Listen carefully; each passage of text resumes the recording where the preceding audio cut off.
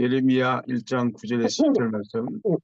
여호와께서 그의 손을 내밀어 내 입에 대시며 여호와께서 내게 이르시되 보라 내가 내 말을 내 입에 부었노라. 보라 내가 너를 여러 나라와 여러 왕국 위에 세워 네가 그것들을 뽑고 파괴하며 파멸하고 넘어뜨리며 건설하고 심게 하였느니라 하시니라. 아멘. 오늘 중보 기도자의 권세와 능력, 우리 이강인 사모님, 예, 기도하는 중보하는 이 사모님 말씀 전하시겠습니다. 우리 첫날에는 우리가 이 어지러운 세상을 또 나라를 위해서 기도할 때 우리 중보 기도자로서 어떤 태도를 갖는 게 좋은가. 그래서 여호와 앞에 잠잠히 기다려라. 불평과 원망과 많은 분노가 우리 안에 있을 수 있는데 우리가 하나님 앞에 믿음으로 기도하는 것이 필요하다. 그리고 마지막에 이제 하박국 선지자가 이해한 대로 하나님의 뜻을 이해하고 나서 기뻐하고 즐거워하죠. 이런 태도가 필요하다. 그리고 둘째 날에는 우리가 하나님의 진실한 사랑으로 우리가 하나님 앞에 있는 것이 필요하다.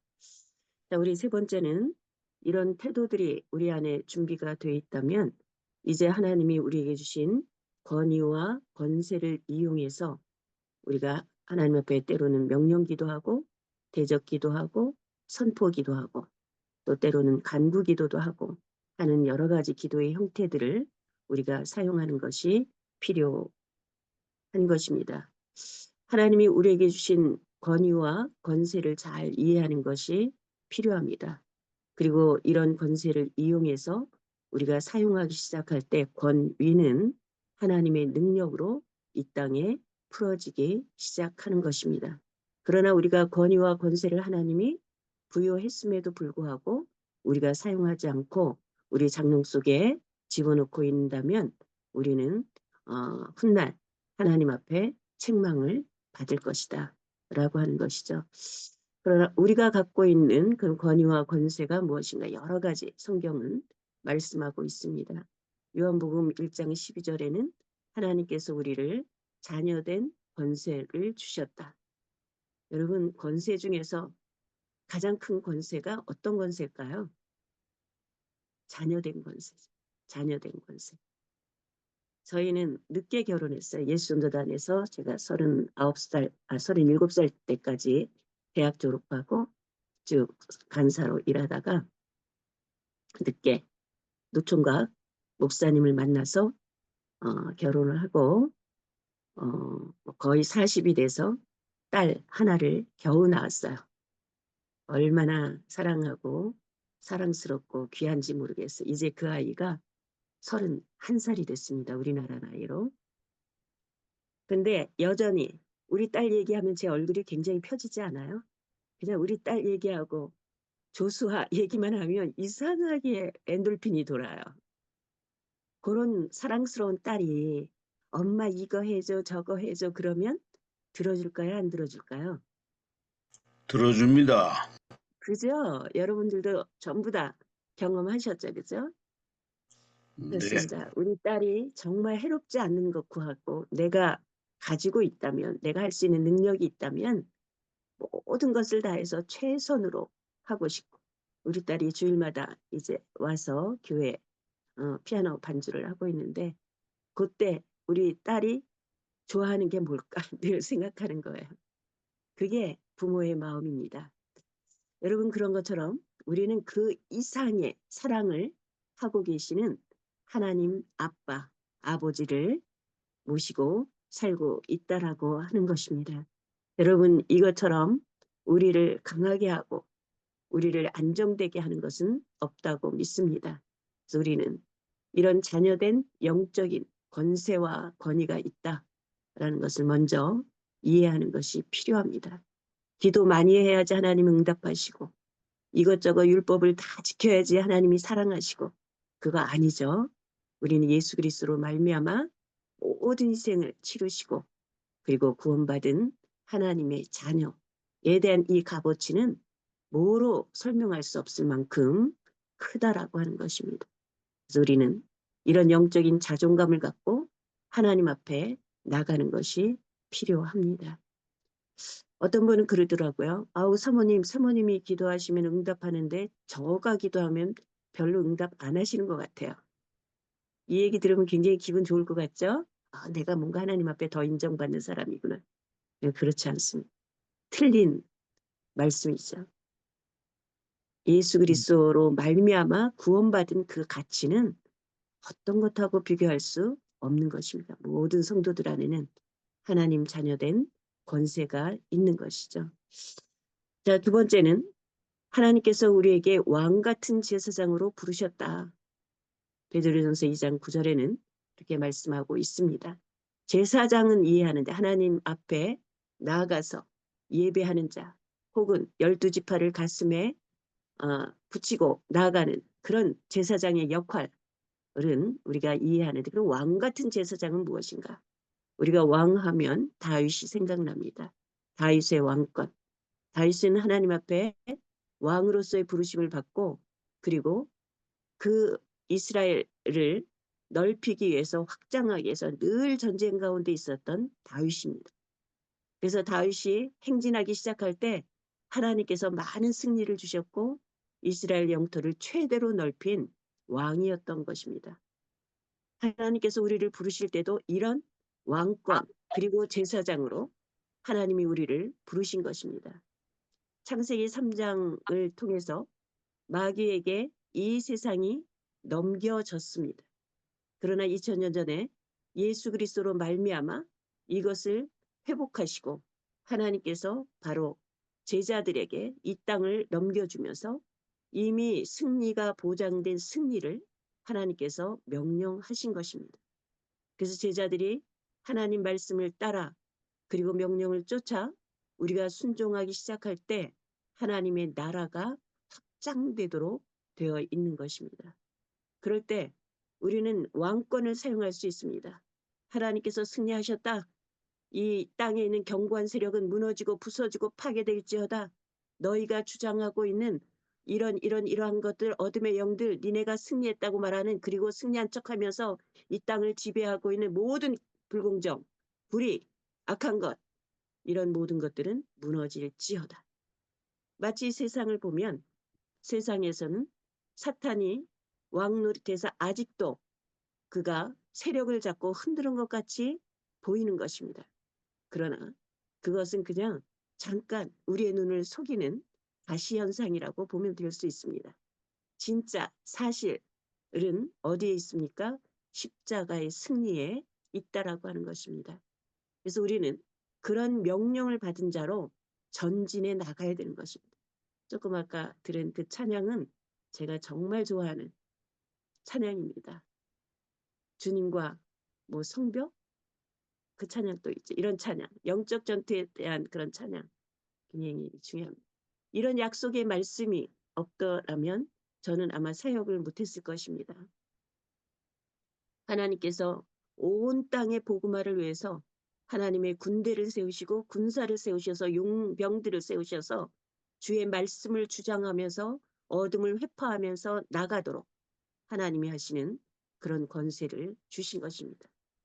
제가 여러 나라를 다녔는데 뭐 30개 이상은 다녔겠죠. 한 나라를 10번 뭐 중국이나 미국 같은 데는 10번 뭐 필리핀 그리고 인도 같은 땅은 5번 이상 하여튼 뭐 여러 나라를 아프리카 땅을 최근에는 관심을 가지면서 수년 전부터 그 땅을 지금 계속해서 관심을 갖고 있어요. 아마 내년 정도에는 또 한 번 갈 것입니다. 그러면서 마음 중심에 있는 건 하나님이 나에게 주신 약속의 말씀입니다. 그것은 바로 하나님께서 승리하셨다라고 하는 것입니다. 그런 자신감이 없으면 그런 승리에 대한 확신이 없으면 제가 그 어려운 땅에 제가 보기보다 굉장히 사실은 겁이 많고 연약하고 원래 예수님 믿기 전에는 그런 사람인데 갑자기 예수님 믿고 나서 둔갑이 된 거예요. 사람들이 용사라고 그러는 거예요. 내가 지금 봐도 저는 용사 아닌 것 같아요. 지금 봐도 저는 여린 부분도 많고 겁도 많고 우리 남편이 옆에서 버티지 않으면 혼자 못 가고 이런 사람입니다. 그럼에도 불구하고 하나님의 말씀이 내 안에서 작동하기 시작할 때는 이상한 용기가 생기더라고요. 때로는 무슬림 국가에 가서 가장 위험하다고 하는 그런 지역에 들어가서 뺑뺑 돌면서 혹시라도 권총으로 누가 날 쏠까 하면서 돌기도 하고, 이런 것은 무엇입니까? 하나님께서 나에게 승리의 확신을 주셨기 때문인 것입니다. 하나님께서 우리를 왕 같은 제사장으로 부르셨고, 또 마태복음 16장에 보면 내가 내게 천국 열쇠를 주리니 그렇게 말씀하셨습니다. 교회가 음부의 권세를 깨트리겠다. 다시 말하면 음부의 권세가 교회를 어떻게 할 수 없다라고 하는 것입니다. 그 이유는 마태복음 16장 19절에 보니까 내가 내게 천국 열쇠를 주리니, 열쇠는 문을 열고 닫는 기능을 하는 것입니다. 우리가 이 열쇠를 받아서 들고 하늘 문을 열 수 있는 것입니다. 닫을 수 있는 것입니다. 그럴 때 땅에서 너희가 매면 하늘에서 매인다 그랬어요. 저는 맨 처음에 이 말씀을 묵상할 때 이상하다. 하늘에서 뭔가 매이면 땅에서 매는 게 아닌가? 하늘에서 뭔가 풀리면 땅에서 풀리는 게 아닌가? 근데 그게 아니더라고요. 땅에서 매면 하늘에서 매이겠다. 땅에서 풀면 하늘에서 풀리겠다. 왜 그렇죠? 하나님께서 지상에 세워진 교회, 그리고 왕같은 제사장으로 부르심을 받은 성도들에게 주어진 무기가 있는데 천국 열쇠라고 하는 거예요. 니네가 들고 구멍을 맞춰서 삐걱삐걱 하기도 하겠지만, 그래서 완전히 들어가면 전심을 향해서 틀면 그 문이 열리겠다는 거예요. 그 문이 닫히겠다는 거예요. 우리가 북한을 위해서 기도할 때 하나님, 북한의 불의가 무너지게 해주세요. 거짓이 무너지게 해주세요. 공산주의 국가의 가장 견고한 세력, 영적인 부분은 거짓말입니다.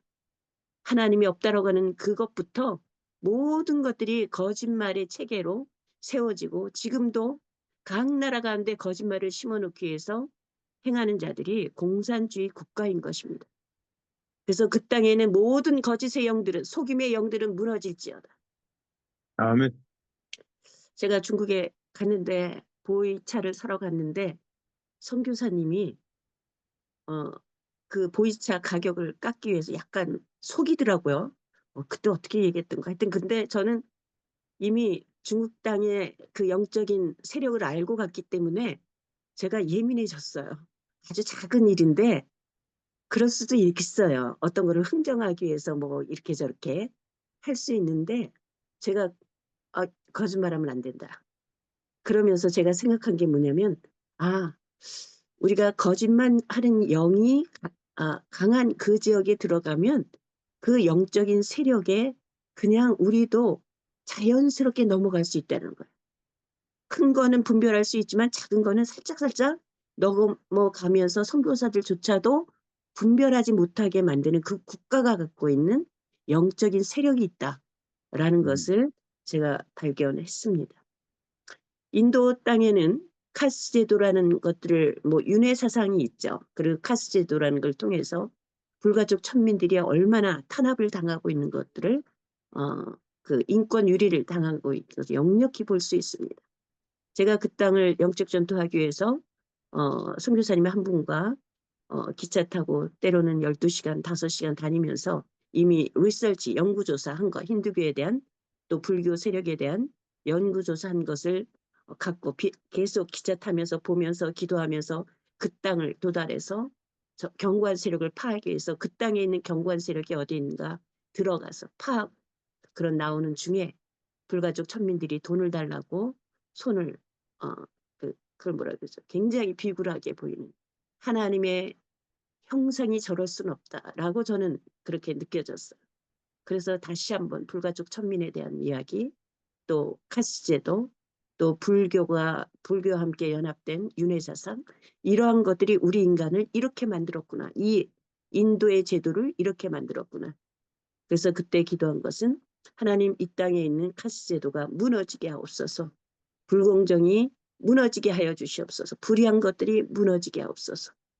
그러면서 그 당시에 불가족 천민들 안에 주님 앞에 돌아오는 많은 역사들이 있는데 그게 KBS에 방영이 됐어요. 제가 깜짝 놀랐습니다. 기도한 것이 얼마 있다가 우린 되게 기도한 것들의 응답을 어디서 봅니까? 나라들을 위해서 기도할 때 그것은 텔레비에서 볼 때가 많이 있어요. 뉴스에서 볼 때가 많이 있습니다. 근데 그때에 그 KBS가 그것을 취재를 했어요. 불가족 천민들을. 근데 왜 이렇게 이 사람들이 종교를 힌두교에서 바꾸고 있는데 왜 그렇습니까? 그랬더니 기독교로 바꾸는 이유를 우리를 존중히 여기는 종교는 기독교밖에 없습니다. 이게 KBS를 통해서 방영이 되는 거예요. 저는 너무너무 감사합니다.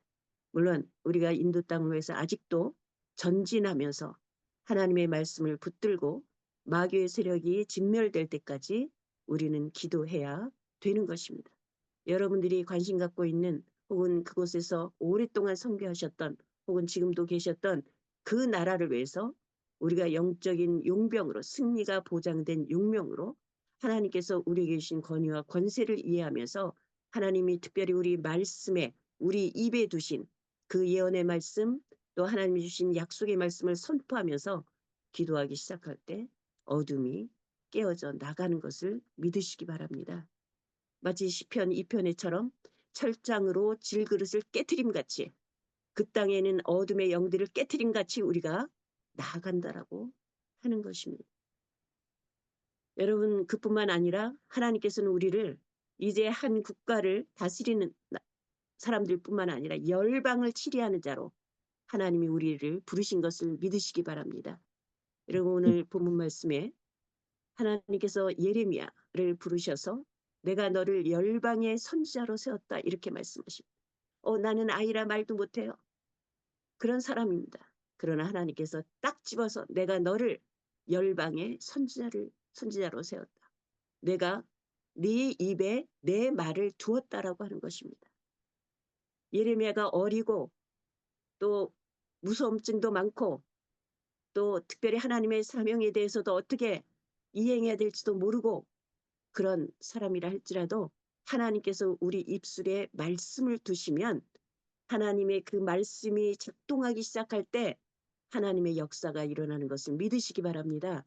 그래서 이제 너를 통해서 거기 10절에 뭐라고 그랬지? 보라, 내가 오늘 너를 여러 나라와 여러 왕국 위에 세워 내가 그것들을 뽑고 파괴하며 파멸하고 넘어뜨리고 건설하고 심게 하였다. 여러분 이 약속의 말씀은 예레미야만 있는 것이 아니고 오늘날 우리가 중보기도 하겠다. 예수 그리스도와 함께 동역하면서 하늘의 뜻이 이 땅 가운데 이루어지도록 어전 회의 속에 들어가서 기도하겠다고 하는 중보기도자들에게 주신 약속의 말씀이기도 하는 것을 믿으시기 바랍니다. 예레미야 말씀 쭉 마지막 장까지 여러분들이 보시면 알겠지만 이제 이스라엘 백성에 대해서 예언하고 너희 애굽으로 가면 안 된다. 바벨론으로 가야 된다. 이 나라는 잠시 망할 것이다. 이런 예언들이 나오죠. 그리고 또 마지막에는 후반부에 가보면 열방에 대한 예언의 말씀이 나옵니다. 그래서 너희를 다스리는 그러한 바벨론은 이제는 더 큰 나라에 의해서 이렇게 징시당할 것이다. 그러면서 소망의 말씀도 심어주고 그래서 그 나라들이 이제 회파되고 뽑고 이러한 일들이 일어난다라고 하는 그런 약속의 말씀인 것입니다. 여러분 하나님께서 우리에게 이런 예언적인 그리고 선포할 수 있는 그런 말씀도 주신 것입니다. 여러분 이미 우리에게 근데 주신 말씀이 우리는 성경에 너무 많이 있습니다. 우리가 왜 선교합니까? 어떤 비전이 있기 때문에 선교합니까? 여러분 저는 계시록 7장 9절의 말씀을 늘 내 마음 깊은 곳에 있습니다. 예수전도단에서 14년간 간사 생활하다 보면 제가 좀 갈등을 겪은 데가 있어요. 왜냐하면 저는 한 영혼을 만나서 정말 변화시키는 것을 보고 그리고 그런 것들을 보고 싶은데 선교단체 안에 있으면서 특히 강의하거나 아니면은 대중을 제가 만날 때가 많이 있었습니다. 근데 회의를 느낄 때가 있어요. 이들이 그 당시는 변화되는데 말씀 듣고 은혜 받고 뭐 회개하고 이런 일들이 일어나는데 한 사람 한 사람이 변화되는 것을 보고 싶은 마음이 있는 거예요. 그러는 것보다 내가 뭔가 어떤 직업을 갖고 내가 나가는 게 맞지 않은가라는 갈등을 잠시 겪은 때가 있었는데 하나님께서 저에게 그때 갈등 겪을 때 간사총회였는데 주신 말씀이 내가 너를 불러서 열방을 선교하는 그런 제자로 불렀다. 그런 말씀을 주시고 또 그 위에는 하나님 주셨던 비전, 선교에 대한 것입니다. 내가 너에게 하나님께서 그 요한에게 보여주셨던 모든 족속과 백성과 그리고 방언과 이 모든 나라들이 하나님 앞에 서서 여기에 모든이란 그 말씀입니다. 모든 족속들 가운데 하나님께서 하나님 앞에 서서 너희가 종려가지를 듣고 흰옷을 입고 그리고 구원하심이 바로 어린 양과 하나님 앞에 있도다 라고 하는 말씀. 그러니까 모든 족속 가운데 적어도 한 명 이상은 다 쓰겠다라고 하는 것입니다. 모든 열방 가운데 사우디아라비아도 마찬가지죠. 저는 지금은 이제 기도하기 시작하고 작년부터 집중적으로 기도하면서 미래를 내다보는 게 사우디아라비아, 아랍에미레이트입니다. 그 나라들 안에 이제 엑스포가 딱 우리나라가 부산에서 하고 싶었는데 그 나라가 결정될 때 저는 맨 처음에는 우리나라가 되기를 원합니다. 그렇게 기도했다가 딱 결정되는 순간 하나님이 내 마음을 그냥 그 즉시로 바꾸게 하더라고요. 사우디아라비아 위해서 기도하라. 소망이 생기더라고요. 하나님께서 열방을 위한 하나님이 우리를 선지자로 세우면서 그 열방을 기경시키고 기도하고 때가 되면 그 땅에 들어가서 완파시킬 수 있도록 그리고 견고한 문빗장을 끌어낼 수 있도록 하나님께서 우리를 부르신 것을 믿으시기 바랍니다. 그래서 우리는 시간이 가고 있습니다. 그래서 우리는 이제 하나님의 약속의 말씀을 붙들고 우리가 나아가는 게 필요합니다. 마지막으로 국가를 위한 기도. 한 사모님이 제가 최근에 치유상담 대학원을 졸업했습니다. 나이 제가 제일 많죠, 거기서. 그런데 그거를 저에게 사모님 상담 공부해 보세요. 막 그래서 했던 그 사모님이 오랜만에 저한테 전화를 하셔갖고 사모님 나라가 이런데 하나님 사모님은 어떻게 생각하세요? 막 거의 울먹거리면서 그러는 거예요. 그래서 제가 나는 하나님이 1월 1일 날 국가를 위한 기도를 할 때 여호와 니시라는 단어를 주셨습니다. 승리한다. 하나님께서 지금 우리가 보이는 상황은 어지럽고 힘들고 그러지만 결국은 하나님께서 승리의 깃발을 들고 가셔서 꽂으실 것을 믿으시기 바랍니다. 하나님이 지금도 역사를 주관하시면서 우리 민족을 주관하시면서 뭔가 지금 행하고 있는 것들이 굉장히 많이 있습니다. 저는 몇 년 오래전부터 기도했던 어떤 영역들이 있는데 보기에는 그렇지 않은데 그런데 그것이 암암리에 전부 다 이루어지고 있는 것입니다. 여러분 우리 국가 안에도 일하시는 주님이 승리하실 줄 믿습니다.